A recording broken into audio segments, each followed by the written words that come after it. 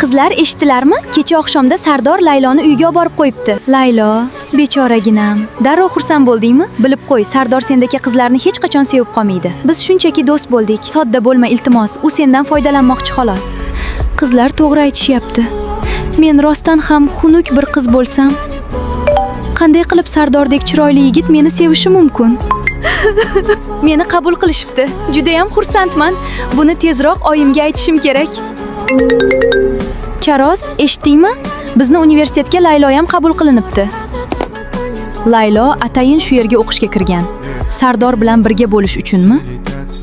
Hech qachon bunday bo'lmaydi. Sardor faqat meniki bo'ladi. Родные улицы и путанные в проводах. Я же все отдал тогда за разговоры до утра. Nega mendan qochib yuribsiz? Siz bilan gaplashishni istamayman. Огненно-рыжая